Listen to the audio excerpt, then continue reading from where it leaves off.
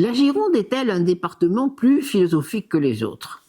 À cause de Montaigne sûrement, sans doute aussi à cause de Montesquieu. C'est dans les pas de ce philosophe du XVIIIe siècle, inventeur du siècle des Lumières, que nous allons visiter, prendre la route, un certain nombre de routes Montesquieu, qui vont nous conduire dans les endroits qu'il a hantés, dans les endroits qui l'ont inspiré, et dans ceux où ont vécu tous ceux qui ont été ses disciples ou ses continuateurs.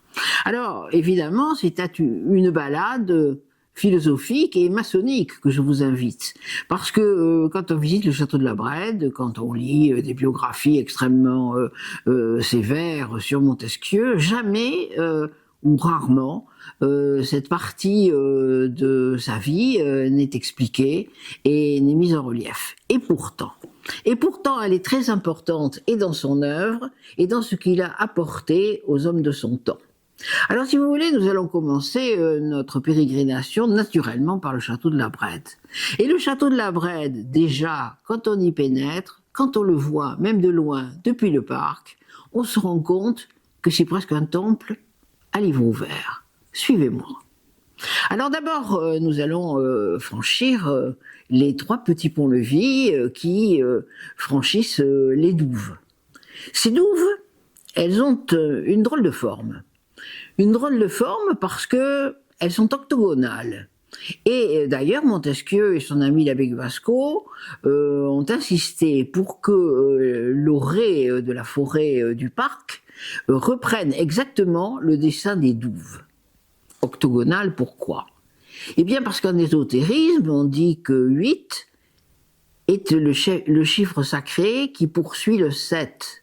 C'est donc la marque de l'accomplissement, c'est l'alpha et l'oméga de toute la philosophie. On entre dans la première cour du château. Et là, on va entrer bien entendu dans le hall d'entrée.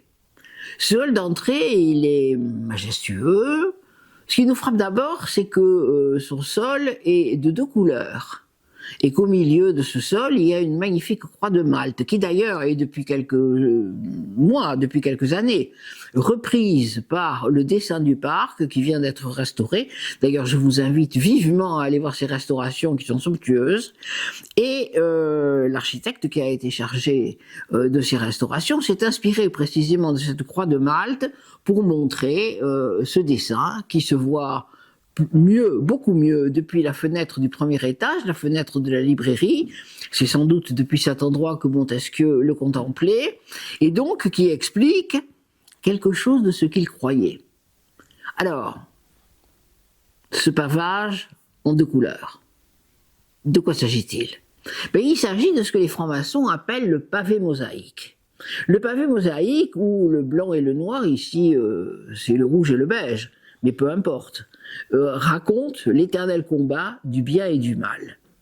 Et nous avons dans ce hall d'entrée 4 colonnes. Alors, ces colonnes, Montesquieu ne les a pas connues, parce qu'elles sont consécutives aux travaux de réfection qui ont été rendus indispensables après le départ de ses enfants pour l'émigration, et pendant la Révolution, les termites avaient été moins respectueux que les habitants de la Brède de l'œuvre du philosophe et avaient dévoré la poutraison de la bibliothèque. Donc, en rentrant, les Montesquieu ont été obligés de faire des travaux de soutènement et ont pu bénéficier du don de 4 colonnes qui viennent de l'église de la Brède et qui avaient été enlevées par les révolutionnaires. 4 colonnes, me direz-vous, c'est pas maçonnique. Non, ce qui est maçonnique, c'est 3 colonnes, la force, la sagesse et la beauté. Eh bien non, parce que la 4e, c'est celle qui est invisible aux profanes, et qui n'est visible aux initiés que lorsqu'ils sont passés à l'Orient éternel. Donc 4 colonnes pour un philosophe passé à l'Orient éternel, rien de plus juste. Et puis 2 autres colonnes, de chaque côté de ces 4 colonnes. Alors celles-là, on les reconnaît tout de suite, parce que d'abord, elles ne sont pas de même nature. Et elles nous rappellent que ces colonnes entouraient la porte du tabernacle du temple de Jérusalem et qu'elles ont un nom en hébreu, Jachin et Boaz, ce qui veut dire la force est au milieu du temple. Donc déjà, quand nous entrons dans le hall d'entrée du château de la Brède, déjà, nous sommes dans quelque chose de consacré, de rituel. Si nous voulons suivre Montesquieu dans sa bibliothèque, c'est l'endroit où il se réfugiait pour écrire, parce que vous savez peut-être que les écrivains, ils ont tous des manies. Il y en a qui ont besoin, comme Marguerite Duras, de cirer toutes les chaussures de toute la famille avant de se mettre à écrire. D'autres qui écrivent debout. D'autres qui écrivent en plein soleil, comme Victor Hugo. D'autres qui écrivent à la terrasse des cafés. Montesquieu, lui, écrivait sur ses genoux, avec une drôle de petite écritoire assez mal fichue, et il mettait ses pieds sur la bordure de la cheminée de sa librairie, son écritoire sur ses genoux, et il écrivait son œuvre tant qu'il a pu l'écrire, tant que sa vue a pu lui permettre. Ensuite, il a été obligé de dicter, comme vous le savez, à un pool de secrétaires, la totalité de l'esprit des lois. Alors, pour monter dans sa bibliothèque, il emprunte un escalier. Et cet escalier est très étrange. Il est même peut-être à peu près unique en France. C'est un escalier hélicoïdal. Et l'hélice, c'est la marque de quoi en ésotérisme? L'hélice, ça veut dire l'initiation. Alors, dans cette bibliothèque, Montesquieu a écrit sur les murs un certain nombre de phrases auxquelles il tenait beaucoup. Et ces phrases nous indiquent quelles étaient ses pistes de réflexion. Pistes de réflexion qui étaient également contenues dans les livres qu'il a notés, d'ailleurs furieusement, et qui sont aujourd'hui déposés à la bibliothèque municipale de Bordeaux, où chacun, avec une petite dérogation, peut bien évidemment les consulter. Alors, voilà ce philosophe qui passe à la Brède 4 mois par an, parce que pendant les 8 autres mois, il est à Paris, et naturellement, il est au contact des beaux esprits.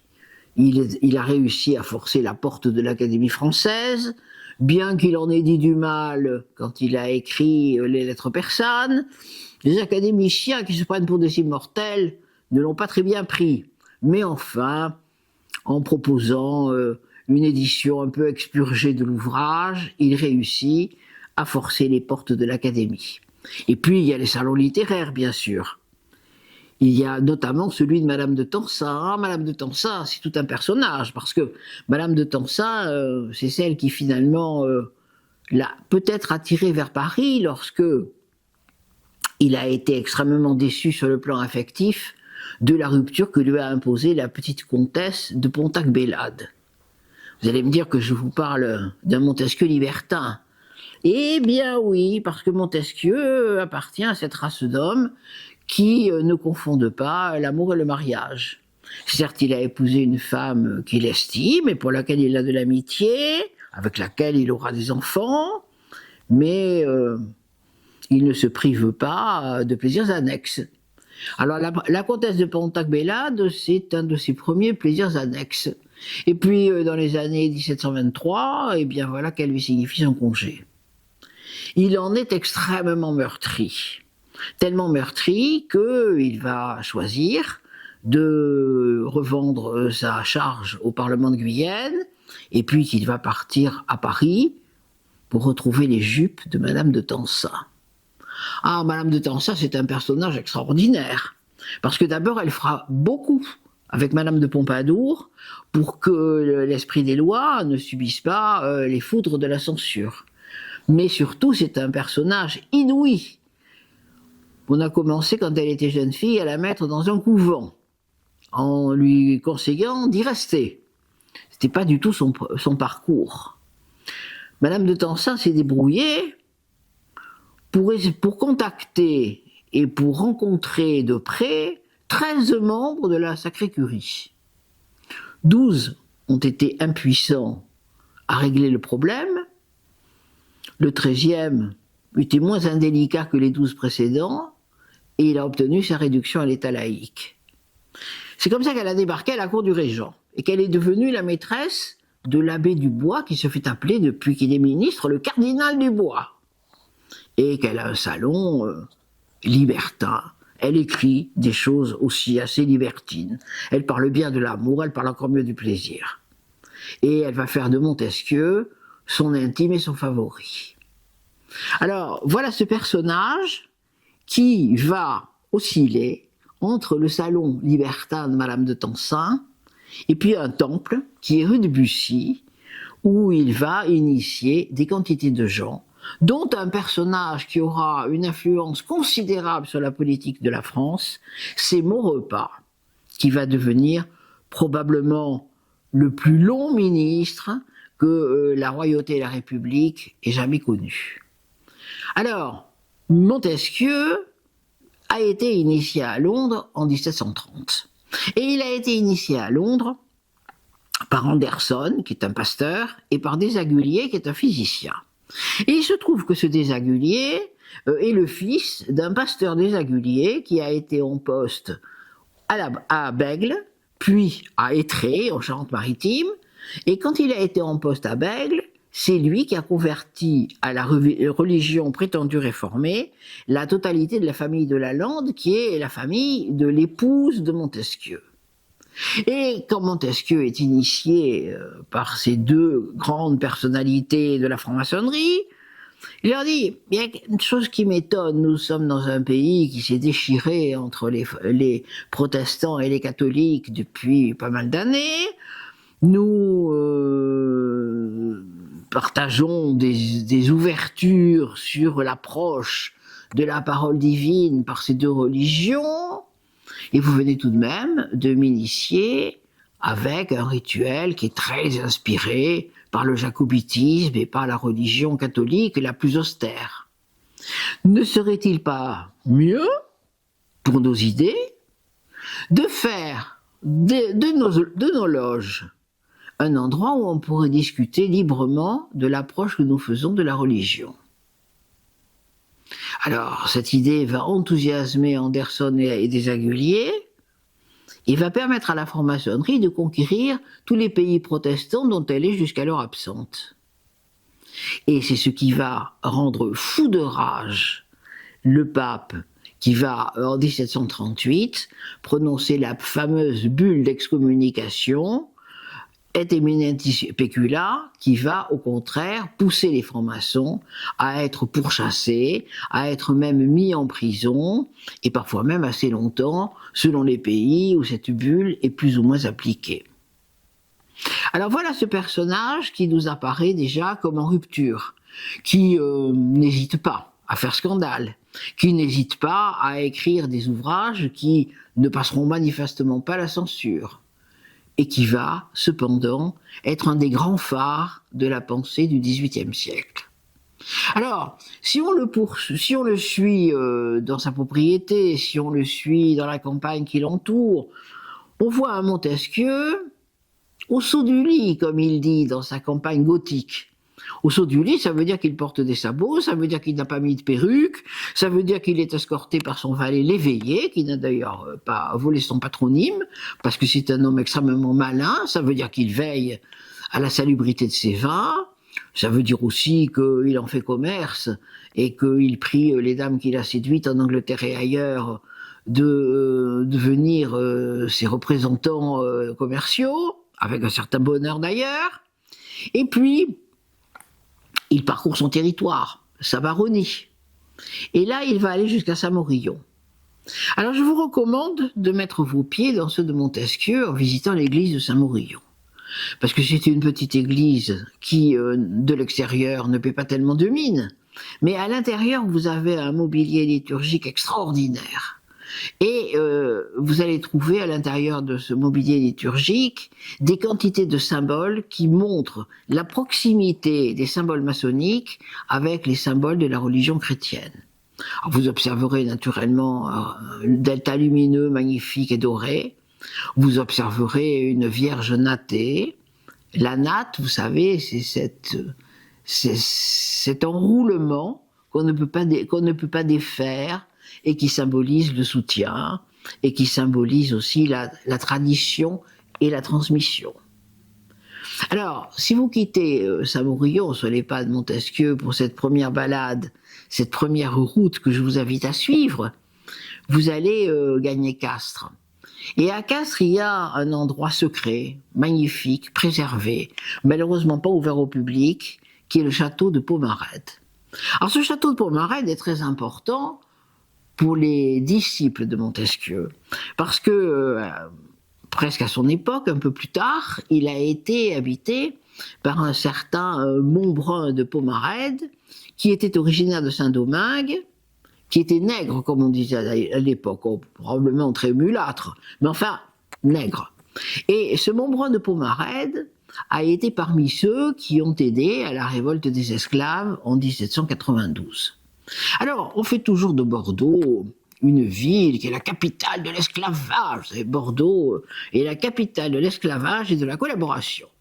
Et bien rien de tout ça n'est vrai, parce que si on regarde l'histoire de Saint-Domingue, dont je vous concède bien volontiers que c'était une colonie presque entièrement bordelaise, eh bien on va trouver parmi les gens qui ont libéré précisément les Noirs de Saint-Domingue de l'esclavage, Étienne de Paul Vérel, disciple de Montesquieu, qui est un avocat bordelais, et que la Convention a envoyé sur place en le priant d'essayer d'éteindre la rébellion.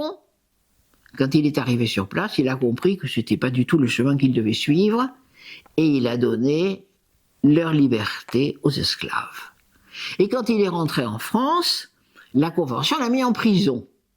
Fort heureusement, il avait attrapé, si l'on peut dire, il avait attrapé là-bas une fièvre, et il sera emporté quelques mois plus tard, ce qui évitera bien évidemment de monter à l'échafaud. Alors, ce combat que Montesquieu a mené pour l'abolition de l'esclavage, vous vous souvenez de ce fameux texte où il dit comment peut-on croire que Dieu, dans sa grande sagesse, ait donné de la sagesse aux nègres parce que ils ont un épiderme beaucoup trop noir pour penser justement. Bon, eh bien, c'est très important parce que justement, c'est le premier pas vers la liberté et vers l'égalité des hommes. Et c'est le message que porte bien évidemment Montesquieu, et pas seulement dans l'esprit des lois. Il le porte finalement depuis les lettres persanes. Il va le porter dans sa correspondance. Il va le répéter dans son spicilège, qui est l'agenda sur lequel il marque tous les jours les petites choses de la vie qu'il a faites et dont il souhaite se souvenir. Quand il quitte Castres, il va aller à Portès voir son ami Antoine de Gasque. C'est une amitié qui est très ancienne. D'ailleurs, dans sa correspondance, il parle toujours du cher président de Gasque. Ce sont évidemment deux magistrats. Antoine de Gasque est un peu comme Montesquieu. Ça n'est pas un homme qui passe son temps dans les grimoires. D'ailleurs, il explique que c'est épouvantable le séjour au palais de l'Ombrière parce que il pleut à verse dans son bureau de premier président et ses dossiers sont tout mouillés. Quand il juge, ça tombe un peu comme un gravelotte. C'est assez rigoureux, disons, pour le moins. Mais surtout, c'est un homme de culture. C'est un homme de culture et un homme de pensée qui a fondé, en 1711, l'Académie des Lyriques, qui est une académie musicale, parce que le président de Gasque joue parfaitement de la flûte, c'est un élève de Nodot, et il va apprendre le violon avec Jean-Jacques Rousseau. Donc c'est un musicien tout à fait confirmé. D'ailleurs, l'Académie des Lyriques sera probablement le premier orchestre français de la première moitié du XVIIIe siècle, et elle formera de très nombreux chanteurs, notamment Martine Fell, qui était la Maria Callas de l'époque. Cette Académie des Lyriques a une autre corde à son arc, qui est d'avoir organisé le 23 septembre 1711 la première tenue maçonnique qui a eu lieu sur les bords de la Garonne. C'est une tenue qui a été organisée sous la présidence du duc de Berwick, qui sera un grand ami de Montesquieu et dont Montesquieu écrira l'horloge funèbre quand il se fera tuer au combat. Le duc de Berwick, c'est le fils naturel de James de Stuart. Et c'est un homme qui, bien évidemment, va être passionné par la franc-maçonnerie. Donc la première importance de la franc-maçonnerie à Bordeaux, c'est cette précocité, qui n'est comparable à presque aucune autre région de France, si ce n'est bien entendu Saint-Germain-en-Laye, où Louis XIV a accueilli son cousin Stuart. en s'en mordant d'ailleurs les doigts assez rapidement, mais enfin, il l'a accueilli, donc Stuart y restera jusqu'à la conspiration de Celle-la-Mar, qu'il expédiera vite fait dans les états du pape en Avignon, et plus tard à Rome, où il ira finir de cuver son ivrognerie. Et puis aussi, un autre lieu au nord de la France, Arras, où le père de Robespierre fondera dans les mêmes années la fameuse loge à la Rose d'Argent dont Robespierre sera toujours très redevable. Alors, cette académie des lyriques va donner naissance à une autre académie qui va être encore plus importante pour Montesquieu et pour Antoine de Gasques. C'est l'Académie des sciences, belles lettres et arts de Bordeaux, qui va professer la philosophie, la botanique, la morale, la littérature, les sciences de toutes sortes, la médecine bien entendu, et qui d'ailleurs a été quelque chose de si efficace qu'elle existe toujours de nos jours. Montesquieu est membre de l'Académie française et président à plusieurs reprises, directeur à plusieurs reprises de l'Académie des sciences, belles lettres et arts de Bordeaux, et ça compte énormément, bien entendu, beaucoup pour lui. Alors, pourquoi est-ce que j'insiste sur ce mouvement académique? Parce que l'idée même du partage de la culture, de l'ouverture de la culture au plus grand nombre, est une idée maçonnique. Vous savez peut-être que quand Diderot et d'Alembert ont reçu la commande de l'encyclopédie, l'éditeur leur avait au début simplement commandé la traduction d'une encyclopédie anglaise, une encyclopédie maçonnique anglaise, qui était le premier dictionnaire connu.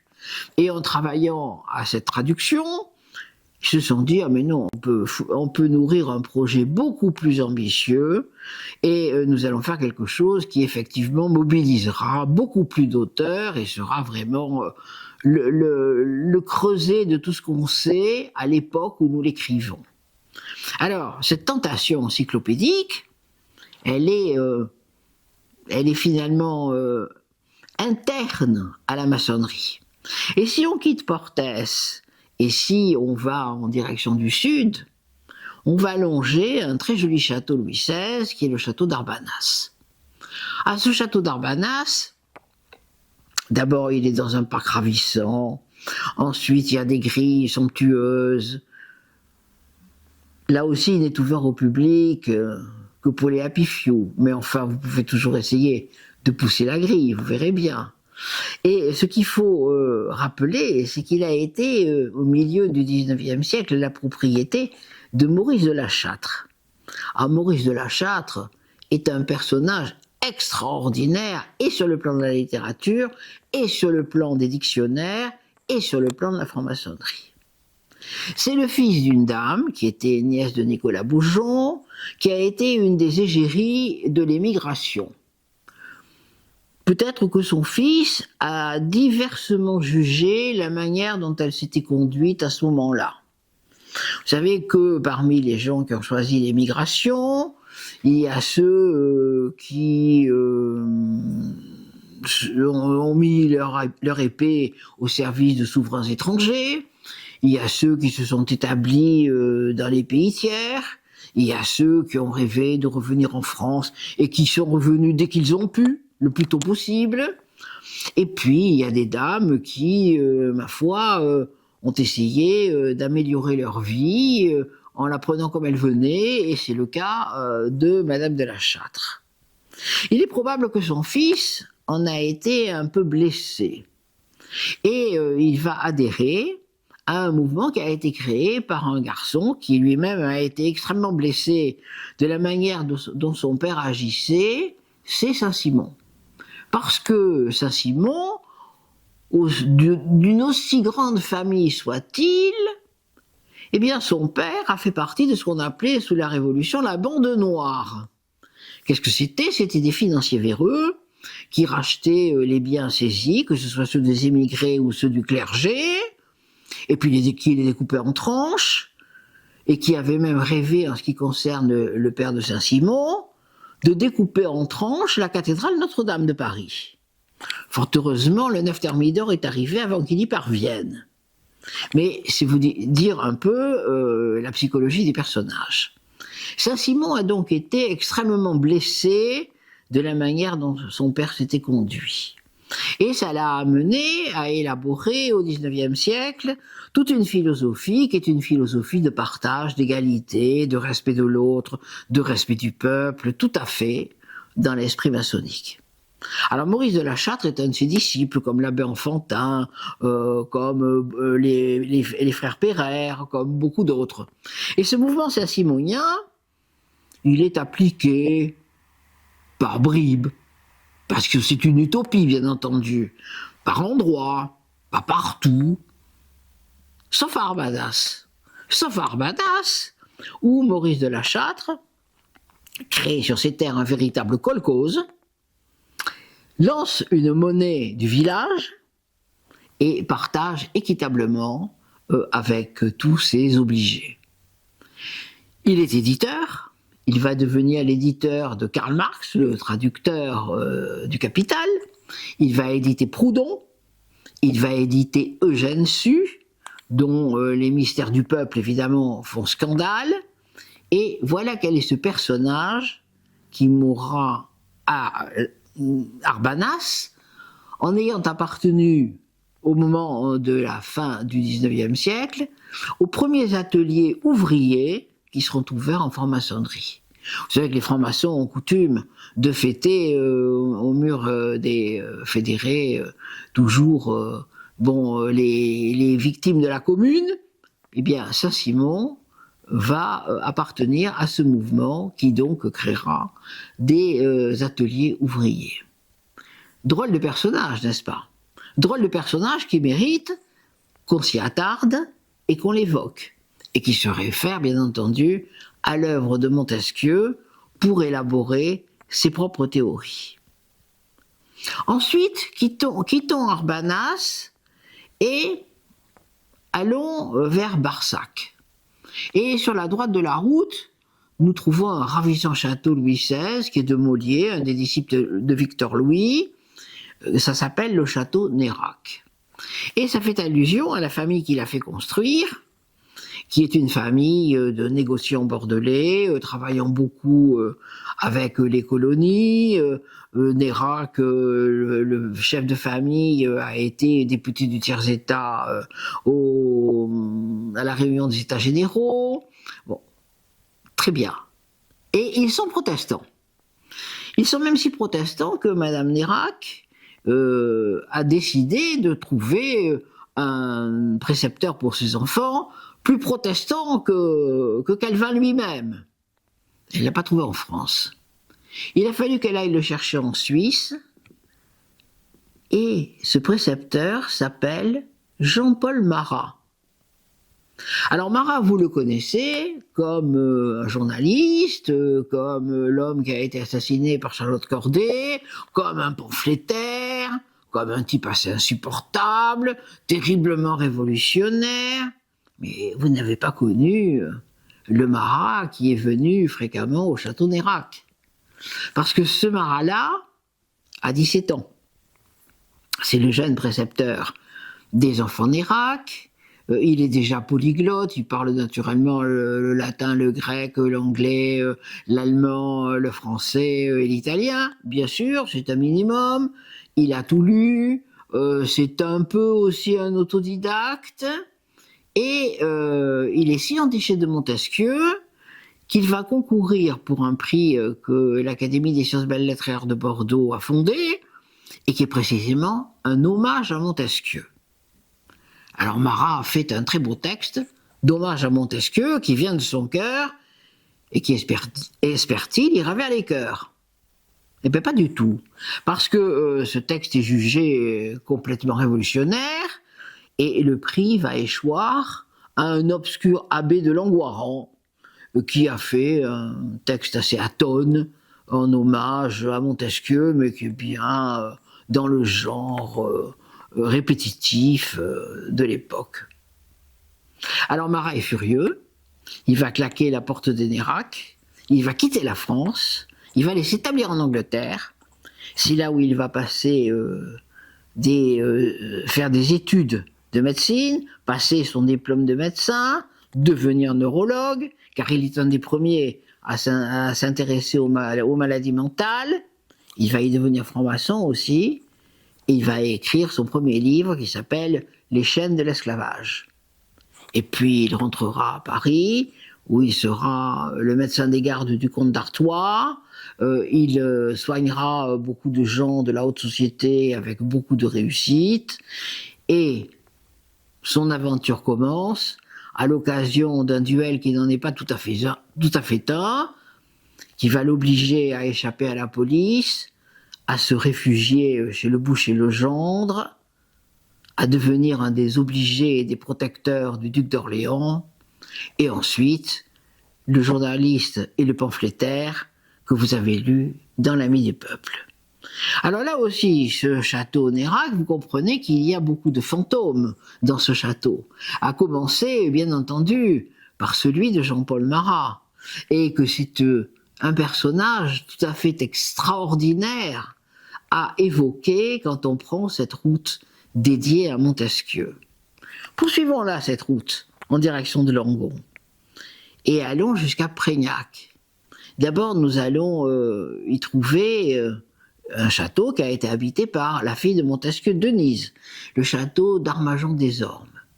Oh, dire que Montesquieu aimait beaucoup son gendre serait mentir, parce que Montesquieu, disons, avait ses têtes, mais il aimait beaucoup cette petite Denise, qui pourtant aurait dû avoir quelques rancœurs vis-à-vis de son père, puisque quand Montesquieu a quitté la Brède pour Paris, son épouse était enceinte, et quand il est revenu au bercail, Denise avait 5 ans.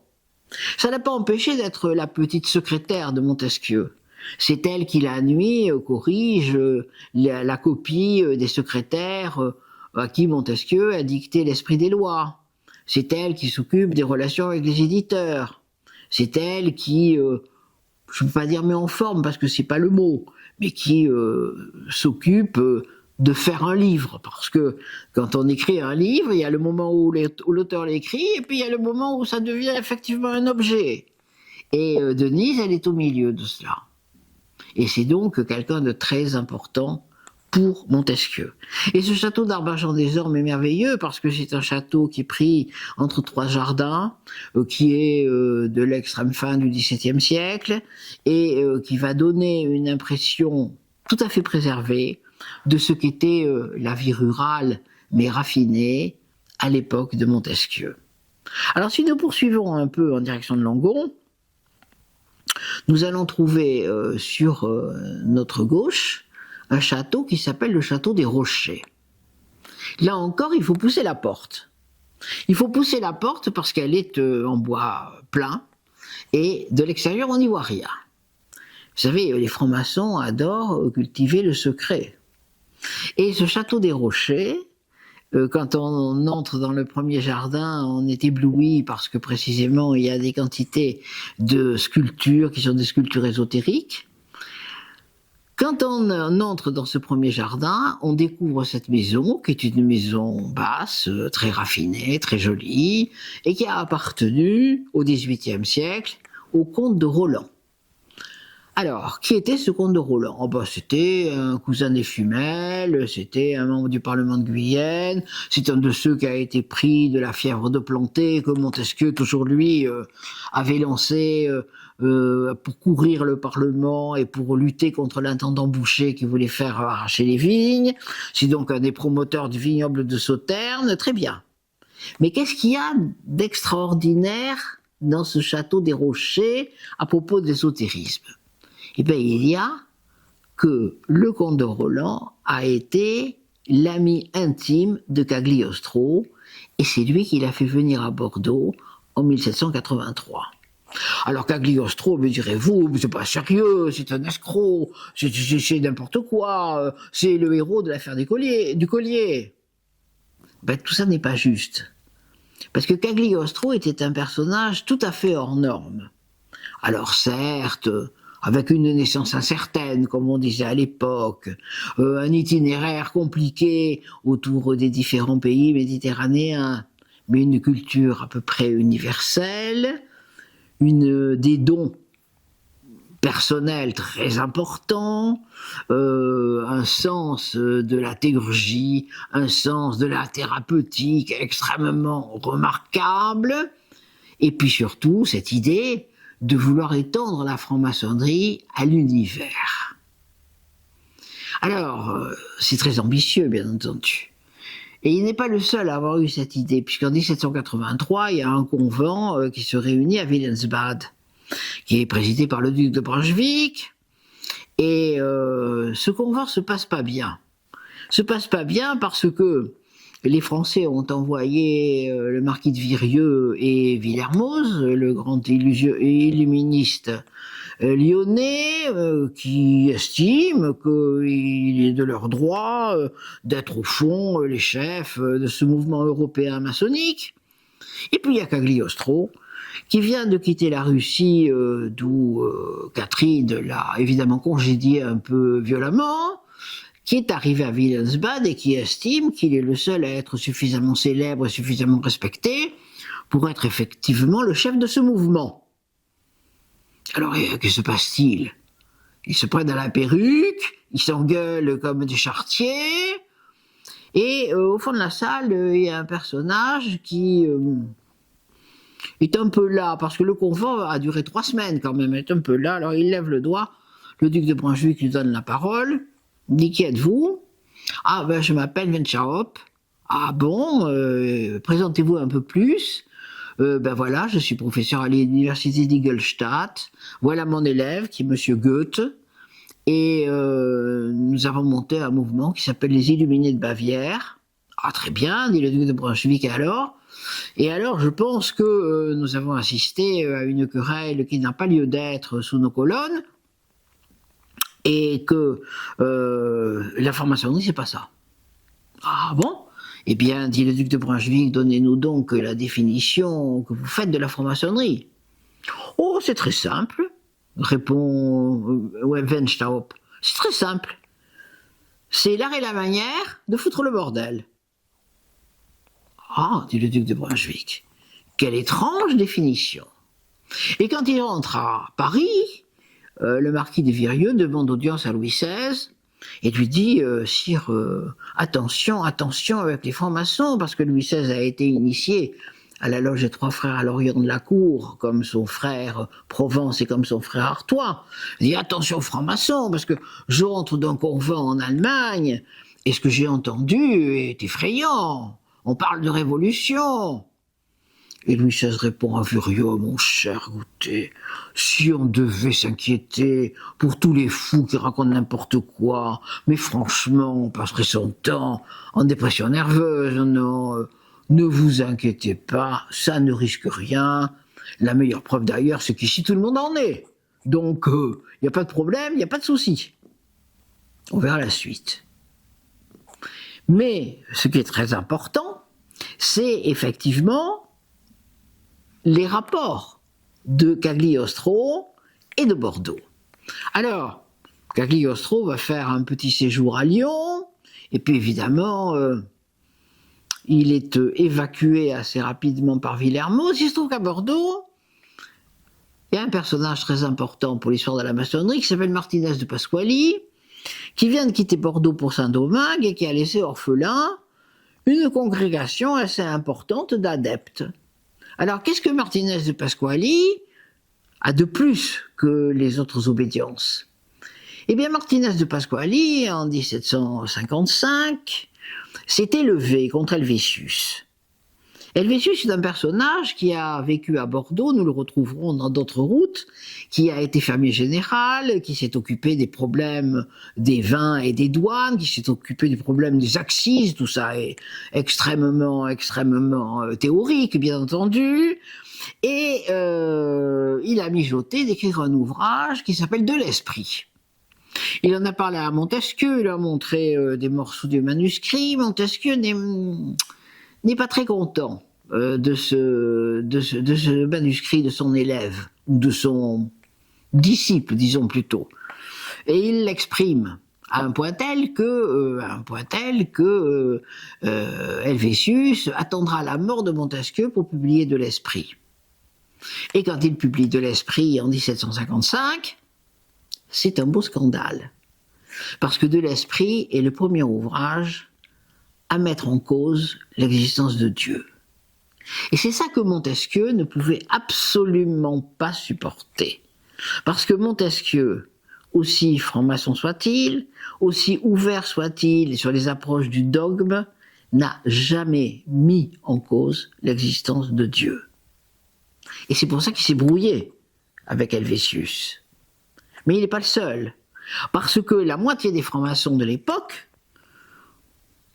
une partie va dire « Oh, après tout, Dieu, nous ne l'avons jamais vu, peut-être qu'Helvétius a raison, je sais pas, faut voir. » Et puis une autre partie va se gendarmer, va dire « Mais qu'est-ce que c'est que cette histoire? Mais Dieu, nous le connaissons très bien, mais Dieu, nous le prions, mais Dieu, il nous exauce. Enfin, Helvétius raconte n'importe quoi. » Et puis, non seulement ça, mais nous avons en Suède des frères qui ont mis au point un catalogue de mesures théurgiques pour que Dieu soit présent ou représenté physiquement à chacune de leurs tenues.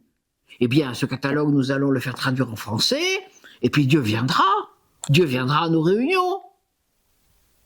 Et c'est Martinez de Pasquali, précisément, qui a mis au point ce catalogue de mesures théurgiques, inspiré de Swedenborg, pour demander à Dieu, très poliment, d'être présent ou représenté à chacune des tenues de son rite. Alors, bien évidemment, vous imaginez que ce legs est formidable pour Cagliostro, lui qui fait revenir les morts, lui qui vous invite à souper avec Descartes, qui vous invite à souper avec François Ier, qui vous invite à souper avec Salluste. Bien sûr. Et donc quand il arrive à Bordeaux, on a une lettre de Goethe qui est une lettre assez énervée, dans laquelle il dit « Bravo, bravissimo ». Il est arrivé au Grand Théâtre et tout le monde l'a applaudi, c'est un standing ovation, on l'a applaudi debout. Alors, Cagliostro va être hébergé par le marquis de Roland. Et donc, il va former des adeptes qui vont le porter littéralement en triomphe. Les gens sont à ce point fous des remèdes qu'il peut leur apporter que, vous savez qu'il y a le fameux baquet de Mesmer où on s'attache pour obtenir une sorte de baguette en acier qui est dans de la limaille de fer qu'on a magnétisé et on pense que les convulsions qu'on en tire c'est la panacée universelle, ça va vous guérir de tous les maux. Et bien, en ce qui concerne Cagliostro, c'est la même chose. Il réside sur l'actuel cours Georges Clemenceau, et là, il faut faire venir la troupe pour disperser les gens qui attendent qu'il veuille bien paraître et qu'il veuille bien imposer ses mains sur leurs écrouelles.